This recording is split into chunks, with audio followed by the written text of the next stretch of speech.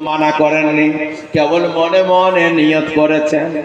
আল্লাহ তাআলা নবীজিকে হুঁশিয়ারি দিচ্ছেন, ওয়ালা তাতরুদিল্লাযিনা ইয়াদউনা রাব্বাহুম বিল গাদাতি ওয়াল আশিয়্যি ইউরিদুনা ওয়াজহু। ও আমার পেয়ারা নবী, যারা সকাল সন্ধ্যায় আল্লাহ বিল্লাহ করে, আমাকে ডাকা হাঁকা করে, আমার জিকির আজগার করে, আমার এতিম ফকির কাঙাল গরিব বান্দারা আবু জাহালের জন্য খবরদার কাছ থেকে হটাবে না। সুবহানাল্লাহ বলুন। আল্লাহ কারো রূপ দেখেন? না না না না। আল্লাহ বলছেন, ওয়াসবির নাফসাকা মাআল্লাযিনা ইয়াদউনা রাব্বাহুম বিল গাদাতি ওয়াল আশিয়্যি ইউরিদুনা ওয়াজহা। ও আমার পেয়ারা নবী, যারা সকাল সন্ধ্যায় আল্লাহ বিল্লাহ করে, আমাকে ডাকা হাঁকা করে, আমার ইয়াতিম ফকির কাঙাল গরিব বান্দারা তাদেরকে আবু জাহেলের জন্য কাছ থেকে সরাবে না।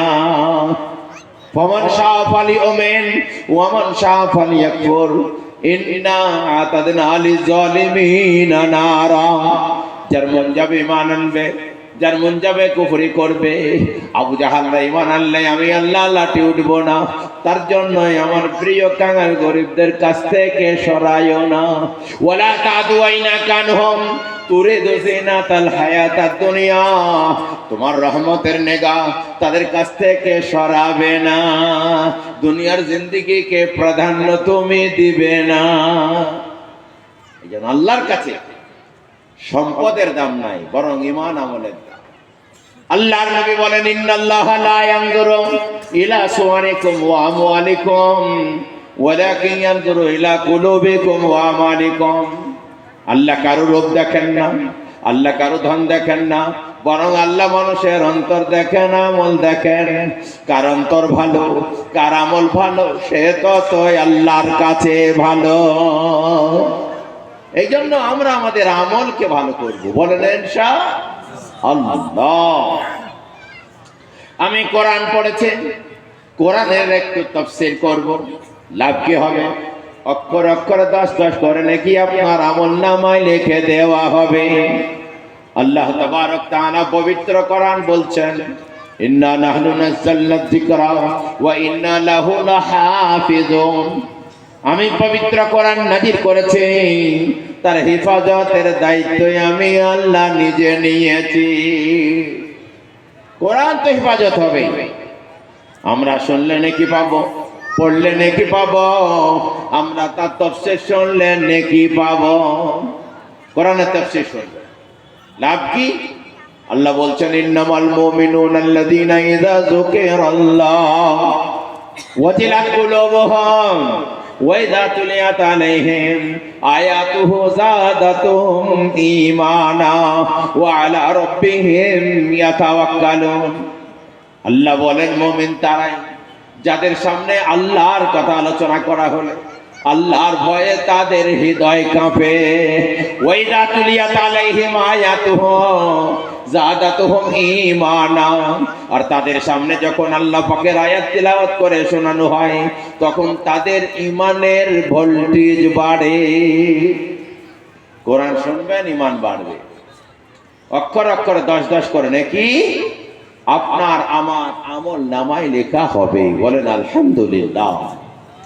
মুমিনের যখন ঈমান পাকাপোক্ত হবে, আল্লাহ বলছেন, ওয়া আলা রাব্বিহিম ইয়াতাওয়াক্কালুন।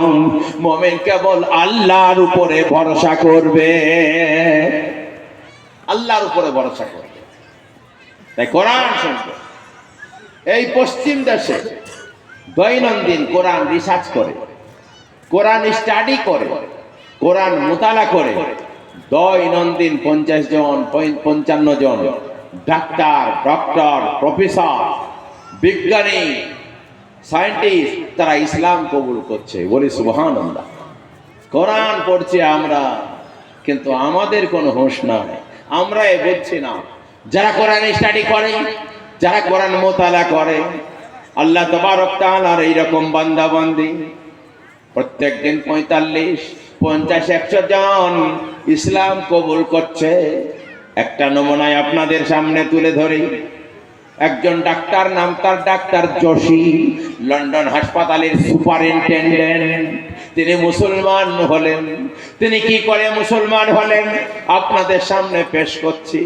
আহা, এই ডাক্তার জোশী, তিনি লন্ডন হাসপাতালের সুপার, হার্ট বিশেষজ্ঞ, হার্টের চিকিৎসা করেন।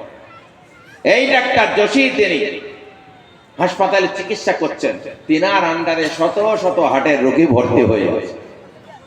তিনি ডিউটিতে আছেন, এমন সময় হাসপাতালের গেট খুলে দেওয়া হলো গার্জিয়ানদেরকে দেখতে দেওয়ার জন্য। হাজার হাজার গার্জিয়ান ঢুকলো, একজন মৌলভী সাহেব ঢুকলো। ওই ডাক্তারের আন্ডারে যে সমস্ত শিশু ভর্তি হয়ে আছে, অ্যাডমিশন আছে, মৌলানা সাহেব যে ওই শিশুগুলাতে ফুঁ দিতে লাগলো, তাদের মুখে ফুঁ দিতে লাগলো, মাথায় ফুঁ দিতে লাগলো। ডাক্তার জোশী বললেন, এই ফুঁ দিচ্ছেন কেন?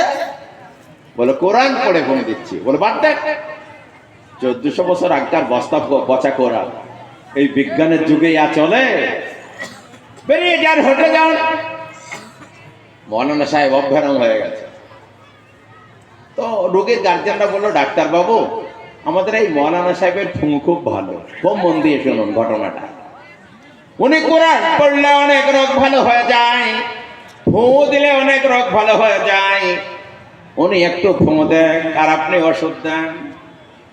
ডাক্তার বলছেন, তোদের রোগীর হার্টের অবস্থা জানি, এক একজনের 9 মাস ওষুধের কোর্স চলবে। এটা আমার চিকিৎসা বিজ্ঞানে বলে 9 মাস পরে সিজি করতে হবে, ওদের হৃৎপিণ্ড কি হালতে আছে দেখতে হবে, তারপরে চিন্তা ভাবনা করতে হবে। আর যদি এখন এই ফুঁফা দিতে আগো, কখন মরবে বলতে পারবো না, মরে গেলে দায়িত্ব নাই। তো মুসলমানদের কোরআনের উপরে আস্থা আছে না নাই? আল্লাহর উপর ঈমান আছে না নাই? মুসলমানরা বললো, ডাক্তার বাবু, এই কোরআন পড়ে ফুঁ দিয়ে আমাদের বাচ্চারা যদি মরে যায়, আমাদের তাতে কোনো দুঃখ নাই, আপনি কি বলছেন? ডাক্তার দেখলো এরা মরবে, সেও ভালো, কোরআন ছাড়বে না। বলে, দেখে নাও কাম, এই মৌলানা সাহেব 13টা বাচ্চাকে ফুঁ দিয়ে চলে আসলো।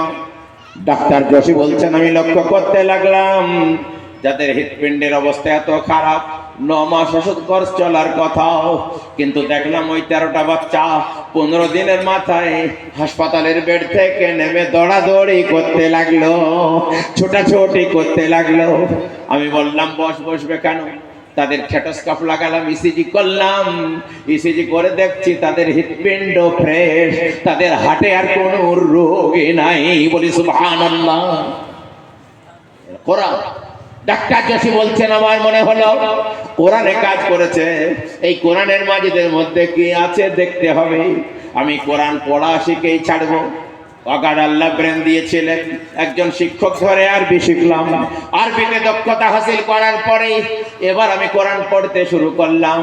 কোরআন পড়েই আমার হৃদয় গলেই। তারপরে কোরআন পড়ার পরে ইংরেজিতে কোরআনের তর্জমা, ইংরেজিতে কোরআনের তাফসীর পড়ালাম, পড়ে আর আমার হৃদয় গলে যায়। আহা, একটা সূরার প্রত্যেকটা আয়াতের শেষে সুন্দর করে সাজানো আছে সব হায়ের মানে যেন আলাদা।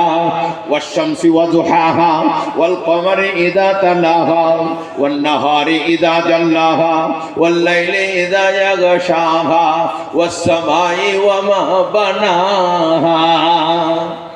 একটা আয়াতের শেষে সব নুন, সব নুনের মানে যেন আলাদা। আর রহমান আল্লামাল কোরআন, এই আয়াতেরই তাফসীর করবে একটু পরে সূরা রহমান। আর রহমান আল্লামাল কোরআন খালাকাল ইনসান আল্লামাহুল বায়ান। আশ-শামসু ওয়াল কমারু বিহুসবান ওয়ান নাজমু ওয়াশ-শাজারু ইয়াসজুদান। আছে না না? ডাক্তার জোশী বললেন, আমার হৃদয় গলে গেল, আমি আর থাকতে পারলাম না। আমার মনে হলো ইসলাম কবুল করতে হবে, ইসলাম গ্রহণ করতে হবে।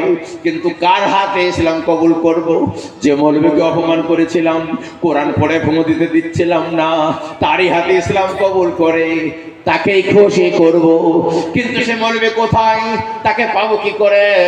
আমি সেই দিনের সব রোগীদের নাম দেখলাম, তারপর গার্জেনের খোঁজ করলাম, খোঁজে খোঁজে সেখানে গেলাম। তারা বলল, ওই মৌলানা সাহেব লন্ডন এক মসজিদের ইমাম, তার কাছে চলে গেলাম, চিনতে পারলাম। আমি যে বললাম, আসসালামু আলাইকুম। ওয়ালাইকুম আসসালাম। আমি সেই ডাক্তার বাবু আপনাকে তাড়াচ্ছিলাম, আপনি কি আমাকে চিনতে পেরেছেন? বলো না। বলো আপনাকে কোরআন পড়ে ফোন দেওয়ার জন্য ধাক্কা দিলাম, তিনি আমি। ও আসুন আসুন আসুন, বসুন বসুন বসুন। আসুন ডাক্তার বাবু, চা খান, নাস্তা করেন, একটু খাবার খেয়ে যাবেন। ডাক্তার যখন বলেন মাওলানা গো, কোরআনের ক্ষমতা জানতাম না, কোরআনের মহিমা বুঝতাম না, এই জন্য আপনাকে অপমান করেছিলাম। এখন কোরআনের ক্ষমতা বুঝে ফেলেছি, এটা নিশ্চয়ই কোনো ঐশী বাণী। আপনাকে ধাক্কা দিয়ে ভুল করেছি, ক্ষমা চাইছি। আর এখন আমি বলছি কোরআন পড়া ছাড়া, কোরআন রিসার্চ করা ছাড়া, কোরআন আমার উপর আমল করা ছাড়া গত্যান্তর নাই। এখন আমি মুসলমান হচ্ছে, এখন বলছি লা ইলাহা ইল্লাল্লাহ মুহাম্মাদুর রাসূলুল্লাহ। বেচারা মুসলমান হয়ে গেল, বলি সুবহানাল্লাহ। এর নাম কোরআন। এই জন্য আল্লামা ইকবাল বলেছেন, ও জমানা মে মুআজ্জাজ থে মুসলমান হোকার, আজো জালিলো খার হয়ে তারিকে কোরা হোকার। এ বিশ্বে যারা ছিল সেরা হয়ে মুসলমান, আজ তারা লাঞ্ছিত ছাড়িয়া কোরআন। ঠিক না? ঠিক বলি। সেই কোরআন আজও আছে। যারাই কোরআন পড়ে, রিসার্চ করে, স্টাডি করে, ইসলাম কবুল না করে থাকতে পারে না। মৌলানা সাহেব তাকে ডাক্তারকে আপ্যায়ন করলো, তাকে খাওয়ালো দাওয়ালো। বলো এত আপ্যায়ন করছেন কেন? আপনাকে তো আমি বকন দিয়েছি, আপনাকে ঝাড় দিয়েছি, অপমান করেছি। মৌলানা বললেন ইসলামের তরিকা হলো জাতি ধর্ম দলমত নির্বিশেষে সকলকে আপ্যায়ন করা। সুবহানাল্লাহ বলে। এবারে আমি আপনাদের এখানে একটা হাদিস মনে পড়ে গেল, একটা হাদিস বলবো, জান্নাতে যাওয়ার আমল বলবো, আপনারা আমল করবেন আর জান্নাতে যাবেন। বিশ্বনবী সাল্লাল্লাহু আলাইহি ওয়াসাল্লাম পবিত্র জবানে বলছেন, তিন কাজ করো আর আল্লাহর জান্নাতে আরাম করে ঢুকে পড়ো। এবং আমাদের মাথার ঘাম পায়ে ফেলা পয়সা আল্লাহর রাস্তায় দান করি, ফকির মিসকিন মক্তবকে। আমরা কষ্ট করে তাহাজ্জুদ পড়ি, নামাজ পড়ি, আর কষ্ট করে যাকাত দিই, কষ্ট করে ওসর দেই, কষ্ট করে সময় নষ্ট করে জালসা শুনি। এর উদ্দেশ্য কি? এর উদ্দেশ্য একটাই, যেন তেন প্রকারে যেন জাহান্নাম থেকে বেঁচে যায়, জান্নাতে যেতে পারি। ঠিক না? ঠিক বলছি। এই তো উদ্দেশ্য, এত কষ্ট, তাছাড়া তো কোনো উদ্দেশ্য নয়। জাহান্নাম থেকে বেঁচে যায়, জান্নাতে যাই। বিশ্বনবী বললেন তোমরা তিন কাজ করো আর আল্লাহর জান্নাতে আরাম করে ঢুকে পড়ো। এক নম্বর, আফশুস সালাম ওয়া আতিমুত তাআম ওয়া সাল্লু বিল-লাইলি ওয়ান-নাসু নিয়াম তাদখুলুল জান্নাতা বিস-সালাম। আল্লাহর নবী বললেন তিনটে কাজ করো আর আল্লাহর জান্নাতে আরাম করে ঢোকো। এক নম্বর আফশুস সালাম, ব্যাপকভাবে তোমরা সালামের লেনদেন করো, সালামের চর্চা করো। আমরা সবাই আপোষে সালামের লেনদেন করব, বলেন ইনশাআল্লাহ। এবং আল্লাহ কোরআনে সালাম দিতে বলেছেন, তার থেকে উত্তম জবাব দিতে বলেছেন। আল্লাহ তাআলা কোরআনে বলছেন, ওয়াইযা হুয়িতুম বিতাহিয়াতিন ফাহাইয়ু বিআহসানা মিনহা আও রুদ্দুহা ইন্নাল্লাহা কানা আলাইকুম হাসিবা। আল্লাহ বলেন, ও বাবু শোনো, যদি তোমাকে কোনো ব্যক্তি সালাম দেয় তার থেকে উত্তম করে জবাব দাও। অর্থাৎ কেউ যদি বলে আসসালামু আলাইকুম, তুমি বলো আলাইকুম আসসালাম ওয়া রাহমাতুল্লাহ। কেউ যদি বলে আসসালামু আলাইকুম ওয়া রাহমাতুল্লাহ, তুমি বলো আলাইকুম আসসালাম ওয়া রাহমাতুল্লাহি ওয়া বারাকাতুহু। একটু বেশি করে বলে। যদি কোনো, নবীজি বলছেন, যদি কোনো ব্যক্তি বাড়ি ঢোকে আর সালাম দিয়ে ঢোকে, শয়তান বলে এ বাড়িতে আমার আজ আর জায়গা নাই, পালিয়ে যাই। এই জন্য বাড়ি ঢুকবেন সালাম দিয়ে, বলেন ইনশাআল্লাহ। বাপকে সালাম দেবেন, ভাইকে সালাম দেবেন, বেটাকে সালাম দেবেন, বিবিকে সালাম দেবেন, বোনকে সালাম দেবেন, মাকে, খালাকে, ফুফুকে সালাম দেবেন। সালামের রেওয়াজ করুন। সালাম মানে তোমার উপরে রহমত নাজিল হোক, এটা এমন একটি কথা সব জায়গায় ফিট। আর অন্য ধর্মের লোক যে গুড মর্নিং বলে, ওটা সব জায়গায় ফিট হয় না। ধরলেন আপনার বেটা মরেছে, আমি জানি না, আপনার ছেলে মরেছে রাতের বেলায়, সকালবেলায় আমার সাথে দেখা, আমি বললাম গুড মর্নিং স্যার। সে বলবে শুভ সকাল বলছে, আমার বেটা মরে পড়ে আছে, তুই গোষ্ঠী বেঁচি, আমার শুভ সকাল। কিন্তু যদি তাকে বলতেন আসসালামু আলাইকুম ওয়া রাহমাতুল্লাহ, আল্লাহর রহমত আর অনুকম্প দয়া তো আপনার উপরে বর্ষণ হোক। বেটা মরলেই বাকি, বাপ মরলেই বাকি, সব জায়গায় প্রযোজ্য, সব জায়গায় ফিট। এর নাম সালাম। এই জন্য দেখা হলেই সালাম। আল্লাহর নবী বলেছেন, আল বাদিউ বিস সালাম বারিউম মিনাল কিবর। যে ব্যক্তি প্রথমে সালাম দেয় সে অহংকার থেকে মুক্ত। সুবহানাল্লাহ বলবেন। এই জন্য কার সালামের আশায় বসে থাকবেন না, আপনি নিজে সালাম দিয়ে দেবেন। দেবেন তো? অনেকে চুপ করে পথে বসে থাকবে, যদি মৌলভী সাহেব চলে যায়, যখন বলবে দেখেছো মৌলভী সাহেব পরের খাচ্ছে আর ঘুত ঘুত করে চলে গেল, সালামটা দিয়ে গেল না কেন? তোর মুখে কুড়ি হয়েছে, তুই দিতে পারলেন না? সে নাই ভুলিয়েই গেছে অনমনে। আসলে তোমার মনে পেঁচ আছে, তোমার ভিতরে পেঁচ আছে, অহংকার আছে। আল্লাহর নবী বলেন, আল বাদিউ বিস সালাম বারিউম মিনাল কিবর। যে ব্যক্তি প্রথমে সালাম দেয় অহংকার থেকে মুক্ত। তাহলে জান্নাতে যাওয়ার 1 নম্বর আমল হলো সালামের আদান প্রদান করা। আমরা সবাই সালামের লেনদেন করব, বলেন ইনশাআল্লাহ। 2 নম্বর বিশ্বনবী বললেন, ওয়াতিমুত তাআম, খানা খাওয়াও, ক্ষুধার্তকে খানা খাও, অতিথি আপ্যায়ন করো, মেহমান নওয়াজি করো। এই যে অতিথি, ডাক্তারবাবু আপ্যায়ন করলেন ডাক্তারবাবুকে, অতিথি আপ্যায়ন কোরআনে আছে না নাই? হাদিসে আছে অতিথি আপ্যায়ন, কোরআনেও আছে অতিথি আপ্যায়ন। এ ব্যাপারে আপনাদের পরে শোনাচ্ছে। অতিথি আপ্যায়ন করা বিরাট বড় কাজ। আল্লাহ তাআলা পবিত্র কোরআনে হযরত ইব্রাহিমের কাহিনী আলোচনা করেছেন। হযরত ইব্রাহিম আলাইহিস সালাতু ওয়াস সালাম এমন একজন পয়গম্বর ছিলেন, তিনি অতিথি ছাড়া খেতেন না। সুবহানাল্লাহ বলুন। হযরত ইব্রাহিম দুনিয়াতে কয়েকটা কাজ শুরু করেছেন।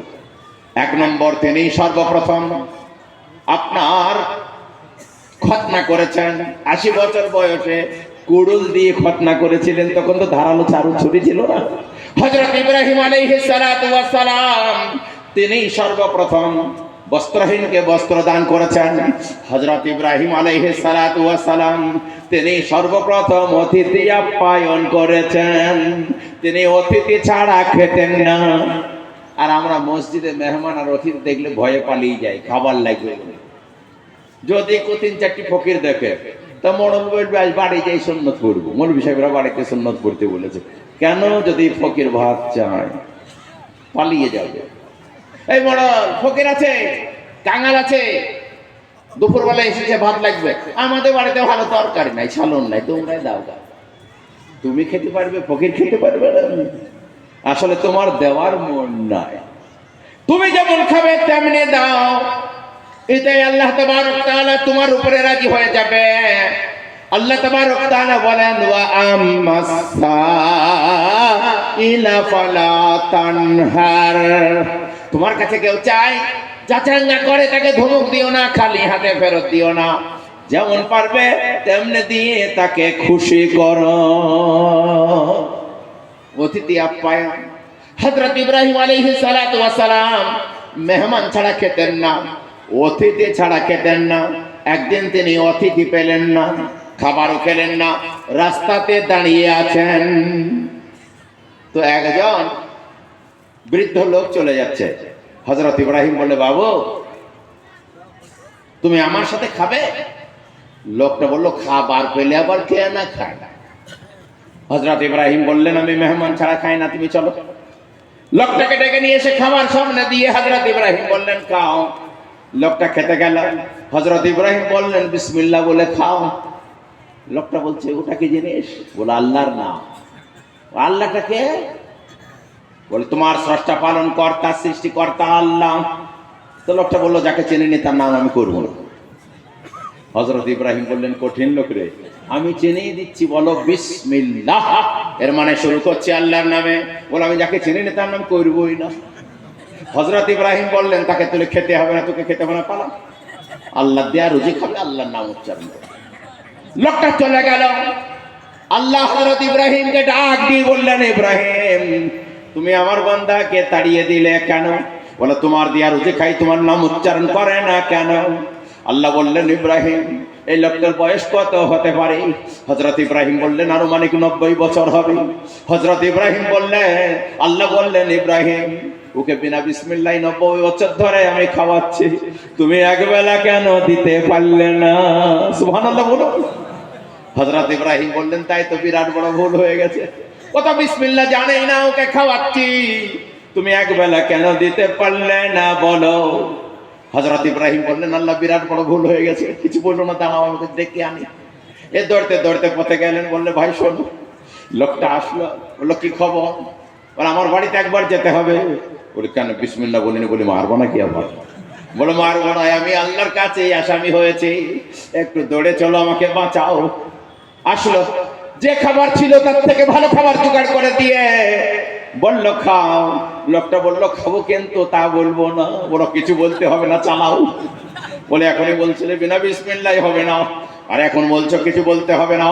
বলে আমার যিনি মালিক ও খালিক স্রষ্টা পালন কর্তা আমাকে হুঁশিয়ারি দিয়েছেন, ওকে বিনা বিসমিল্লাহ 90 বছর ধরে খাওয়ালাম, তুমি একবেলা পারলে না কেন বলো? বলো তাই নাকি? বলা হয়। বলে যে আল্লাহকে আমি চিনি, যে আল্লাহর কথা কোনোদিন শোনেনি, যে আল্লাহর নাম কোনোদিন করেনি, সে যখন আমার খোঁজ রাখে, আমাকে খুশি করেছে, তাকে খুশি না করে খাবো না, সে কি সে খুশি হবে বলো? হযরত ইব্রাহিম বললে, বাবুরে তুমি যদি কলমা পড়ো, আল্লাহর বান্দা জাহান্নাম থেকে বেঁচে যাবে, জান্নাতে চলে যাবে, আল্লাহ বড্ড খুশি হবে। লোকটি তখন বলল, লা ইলাহা ইল্লাল্লাহ ইব্রাহিম খলিলুল্লাহ। সুবহানাল্লাহ বলো। এই জন্য জাতি ধর্ম দল মত নির্বিশেষে আপনার কাছে কেউ যদি চায় চাচাঙ্গা করে হাত পাতে, আপনার খাদ্য আপনার যতটুকু সাধ্য তার হাতে তুলে দেন, আপ্যায়ন করেন। খবরদার তাদের কষ্ট দিয়েন না, ব্যথা দিয়েন না, অকারণে ধাক্কা দিয়ে তাড়িয়ে দিয়েন না। আজকে আপনার কাছে সম্পদ আছে, এ সম্পদ আপনার কাছে নাও থাকতে পারে, আপনাকে কেড়ে নিয়ে ওই ফকিরের কাছে ওই সম্পদ আল্লাহ পৌঁছে দিতে পারে। পারে না? পারে না? এই জন্য বুজুর্গদস্ত রুজির মালিক আল্লাহ। আল্লাহর নবী সাল্লাল্লাহু আলাইহি ওয়াসাল্লাম পবিত্র জবানে বললেন, তিন কাজ করো, আল্লাহর জান্নাতে আরাম করে ঢুকো। 1 নম্বর আফসুস সালাম, সালাম ব্যাপকভাবে চর্চা করো। 2 নম্বর ওয়াকিমুত তাআম, খানা খাওয়াও। আল্লাহর নবী অতিথি আপন করতেন না? করতেন না? এটা তো হযরত ইব্রাহিমের শুনলেন, আমার নবীর একদিন শুনুন। আল্লাহর নবী সাল্লাল্লাহু আলাইহি সাল্লাম একদিন মসজিদে নববীতে বসে আছেন। আল্লাহর নবী নিজে হাতে যে মসজিদটা তৈরি করেছেন, ওই মসজিদটার নাম হলো মসজিদে নববী। যখন তৈরি করেছিলেন, খেজুর গাছের খুঁটি আর খেজুর গাছের ছাউনি দিয়ে তৈরি, বৃষ্টি হলে ঝমঝম করে পানি পড়তো। সাহাবারা নবীগণ নামাজ পড়লে কপালে কাদা লেগে যেত, সেই জায়গায় নবীজি নামাজ পড়তেন। তার নাম মসজিদে নববী। যারা হাজি গেছেন অনেক বুঝতে পারছে, এখানে হজ ওমরায় গেছেন, যারা হজে গেছে তারা জানে। এই আপনার খেজুর গাছের গোড়া দিয়ে তৈরি করা, তাল পাতা দিয়ে মোড়ানো, এই খেজুর গাছের পাতা দিয়ে সাজানো, সেটা এখন সোনা দিয়ে মোড়ানো হয়েছে। এই মসজিদের পরিধি এখন এত বড় হয়েছে, একসঙ্গে 10 লাখ লোক জামাত করে নামাজ পড়তে পারে। এ বাবা, আল্লাহর নবী এই মসজিদে বসে আছেন, এসার পরে দেখলেন একটা অন্যের জায়গার লোক। আল্লাহর নবী জিজ্ঞাসা করলেন, আপনার বাড়ি? বলো অমুক জায়গায়। বলো কি? বলে আজ আপনার কাছে আমি থাকতে চাই। ও, তাহলে তুমি আমার অতিথি? আল্লাহর নবী, যারা হজে গেছেন জানেন আল্লাহর নবীর এটা মেম্বার, আর এইখানে আল্লাহর নবীর হুজরা, যেখানে আল্লাহর নবীর এখন রওজা কবর হয়েছে। আল্লাহর নবী হযরত আয়েশাকে হুজরার দিকে ডাক দিয়ে বললেন, আয়েশা গো, আমার বাড়িতে অতিথি এসেছে, কোনো খাবার আছে কি না বলো। হযরত আয়েশা ডাক দিয়ে বললেন, ইয়া রাসূলুল্লাহ, ইয়া হাবিবাল্লাহ, সত্যি করে বলছি আমাদের বাড়িতে আজ কোনো খাবার নাই। আহা, আল্লাহর নবী উপস্থিত সাহাবাদের লক্ষ্য করে বললেন, আমার অতিথি আছে, এই অতিথিকে কে খাওয়াবে বলো। সাহাবারা উঠে বললেন, সত্যি করে বলছে হুজুর, আমাদের বাড়িতে কোনো খাবার নাই। একজন সাহাবী উঠে বললেন, নাম তার আবু তালহা। কি নাম বললাম বাবা? আবু তালহা রাদিয়াল্লাহু তাআলা আনহু খাড়া হয়ে গেলেন, বললেন, হুজুর কারো বাড়িতে খাবার নাই, আপনার বাড়িতে খাবার নাই, আপনি দেন আপনার অতিথিকে, আমি বাড়ি নিয়ে যাব, আমি অতিথি আপ্যায়ন করব। আল্লাহর নবী সাল্লাল্লাহু আলাইহি ওয়াসাল্লামের অতিথিকে হযরত আবু তালহা নিয়ে গেলেন। নিয়ে যাওয়ার পরে কোরআনের তাফসীর বলছে, নিয়ে যাওয়ার পরে বিবিকে জিজ্ঞাসা করলেন কোনো খাবার আছে? বলে তেমন কোনো খাবার নাই, যে খাবার আছে বাচ্চার হবে, বাচ্চার ছাড়া কোনো খাবার নাই।